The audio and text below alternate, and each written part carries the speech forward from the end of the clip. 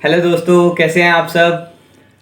First of all मैं आप सभी का धन्यवाद करना चाहता हूँ। शुक्रिया, थैंक यू सो मच इतना अच्छा रिस्पांस देने के लिए चैनल को, वीडियोस को। Thank you so much for that. And दूसरी सबसे अच्छी बात मुझे जो ये लगी, जो आप लोगों का रिस्पांस मुझे ईमेल के थ्रू रिसीव हुआ। तो आज का जो इवन में टॉपिक है वो भी उसी के ऊपर बात करने वाला हूँ, जो मुझे ईमेल्स के थ्रू आया और उसमें लिखा गया कि आप इस पे भी बात कीजिए। तो जो आज मेरा टॉपिक है जिस पे मैं बात करूंगा वो है adding values to others life. So this is the basically topic जिस पे बात करूंगा। लेकिन ये टॉपिक क्यों आया, तो उसमें मल्टीपल्स जो ईमेल्स आई, जैसे एक ईमेल था उसमें वो बताया गया कि मुझे सक्सेस टिप्स बताइए कि मैं सक्सेसफुल होना चाहता हूं तो मैं क्या क्या करूं। ठीक है। और दूसरा ये आया गया, लाइफ में कुछ तो मज़ा नहीं आ रहा है, लाइफ में बहुत कुछ सीख लिया है, बहुत लर्निंग्स ले ली हैं, बट कहीं ना कहीं वो एक यूटिलाइज नहीं हो पा रही हैं। तो ये जो टॉपिक्स मुझे मिले, उस टॉपिक्स के मिलने के बाद ही मैंने अपना ये एक टॉपिक प्रिपेयर किया। उस टॉपिक का नाम फिर मैंने रखा कि एडिंग वैल्यूज और add values to others life, लोगों के जीवन में मूल्य जोड़े। ये जितना दिखने में और बोलने में जितना आसान लग रहा है वो वैसा है नहीं, क्योंकि इसके पीछे बहुत काम, बहुत मेहनत, बहुत कुछ करना पड़ता है। और ऐसा नहीं है कि आप दूसरी ज़िंदगी में वैल्यू ऐड कर रहे हैं, वो वैल्यू आप तब तक नहीं ऐड कर पाएंगे जब तक कि वो वैल्यू आप अपनी लाइफ में ऐड नहीं कर पाते। तो that's the basically main topic for the today, जिस पे हम बात करेंगे add values to others life, जीवन में मूल्य जोड़े। तो बात लाइफ में वैल्यूज कैसे ऐड करें। लोगों की लाइफ में वैल्यूज ऐड करने से पहले ये समझना होगा कि मैंने अपनी लाइफ में क्या क्या वैल्यूज ऐड करी हैं और जिसके ऊपर मैं काम कर रहा हूँ। जैसे एक ईमेल भी मुझे आया था, तो उस ईमेल में मेंशन था कि एक लड़की ने बोला कि मैं बहुत कुछ करना चाहती हूँ, इवन इनफैक्ट मैं अपनी फैमिली को सपोर्ट करना चाहती हूँ बिजनेस में, बट मैं लड़की हूँ इसलिए मुझे इतना वो नहीं मिलता है। तो ये सारी चीज़ें समझने के बाद यही टॉपिक इसलिए आया था दिमाग में कि हम दूसरों की लाइफ में वैल्यूज़ कैसे ऐड करें। इनफैक्ट कोई भी है, मतलब एग्जांपल, आपको पहले समझना होगा कि आपने अपनी लाइफ में क्या क्या वैल्यूज़ ऐड कर ली हैं, और उसके बाद आप किसी को हेल्प करने जा रहे हो या किसी की लाइफ में इम्पैक्ट करने जा रहे हो, तो उसको आपकी वैल्यूज़ की कितनी रिक्वायरमेंट है। ये चीज़ हम ऐसे भी समझ सकते हैं कि जितने भी हमारे देश में महान व्यक्ति हुए, चाहे स्वामी विवेकानंद हुए, ऋषि दयानंद हुए, गुरु नानक देव जी हुए, तो उन्होंने ऐसी तो कोई वैल्यू ऐड नहीं करी कि मैं बहुत सारा पैसा इकट्ठा कर लूँ और लोगों को मैं बहुत सारा पैसा दे दूँ। नहीं, वो अपने जीवन में जो एक स्पिरिचुअलिटी की तरफ था, जो एक ज़िंदगी के प्रति एक रूप था, वो उसको बिल्ड करा और उसके बाद उन्होंने लोगों को हेल्प करा उस चीज़ में।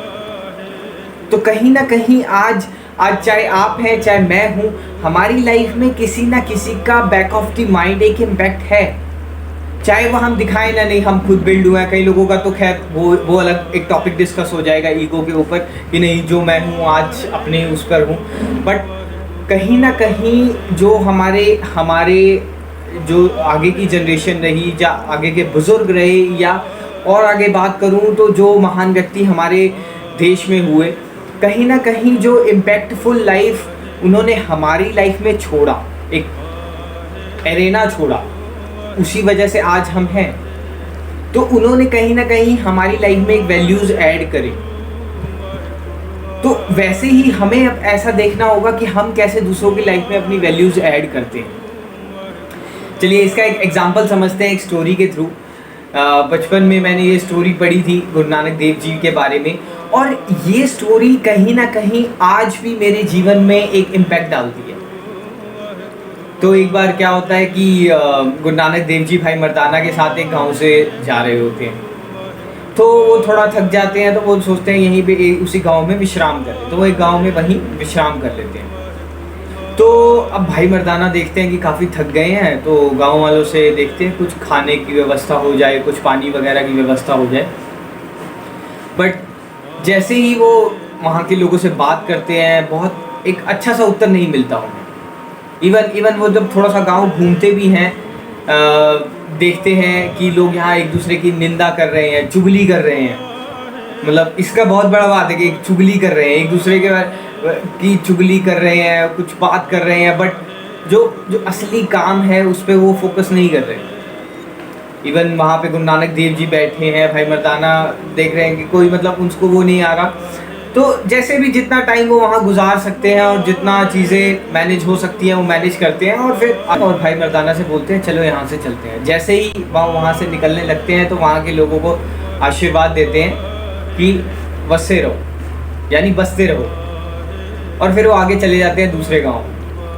तो चलते रहते हैं, फिर एक दूसरा गांव में वो प्रवेश कर जाते हैं। अब वो सोचते हैं कि थोड़ा आराम यहाँ पे कर लिया जाए, काफ़ी देर हो गई चलते हुए, तो वो उस दूसरे गांव में आराम के लिए रुक जाते हैं। अब वो जैसे ही वहाँ आराम के लिए रुकते हैं तो वहाँ के गांव के जो लोग होते हैं आसपास के, वो आते हैं, अरे गुरु नानक देव जी आप आए हैं, उनके लिए भोजन की व्यवस्था, खाने वगैरह की व्यवस्था, पानी की व्यवस्था सब कर देते हैं। ये चीज़ ये भी देखते हैं कि वहाँ के जो लोग हैं आपस में बिल्कुल प्रेम भाव से रह रहे हैं। कोई अच्छा काम करने जाता है उसको उस चीज़ के लिए सपोर्ट कर रहे हैं कि भाई तू ये कर।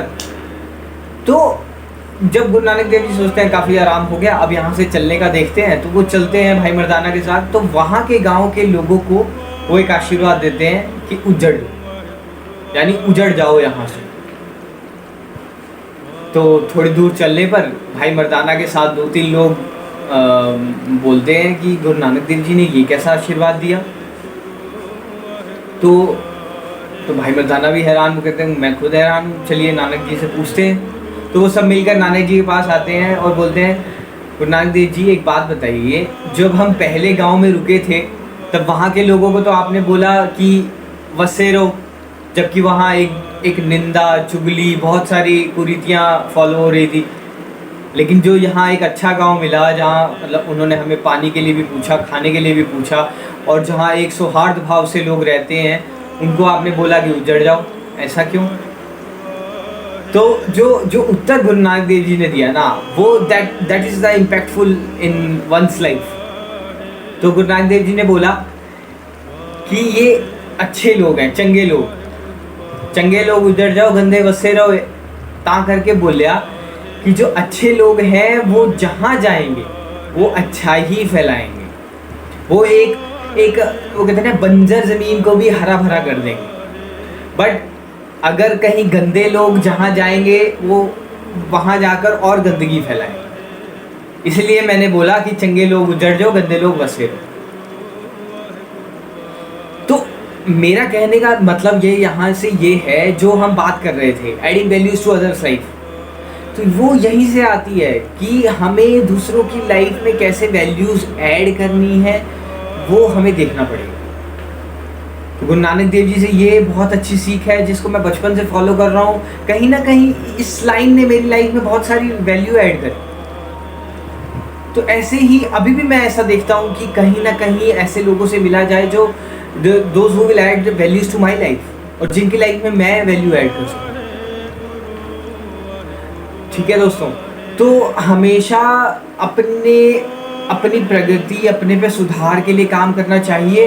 और अगर हम कहीं जाएं, एक जो गुरु नानक देव जी ने बोला कि चंगे लोग जहाँ जाएंगे चंगाई फैलाएंगे, तो एक और एक व्यक्ति का दिखना चाहिए, कोई आया है और कहीं नहीं कहीं हमारी ज़िंदगी में एक वैल्यू ऐड करके। तो ठीक है दोस्तों, मुझे इसका फीडबैक ज़रूर बताइएगा, ये वीडियो आपको कैसी लगी। ईमेल है वो इस बार मैं लिंक डिस्क्रिप्शन में भी डाल रहा हूँ, ताकि आपके ईमेल्स मुझे रिसीव हों, और हो सका तो मैं उसको वीडियोस के थ्रू या ईमेल्स के थ्रू आंसर करने की कोशिश करूँगा। ठीक है, तब तक के लिए धन्यवाद, नमस्ते।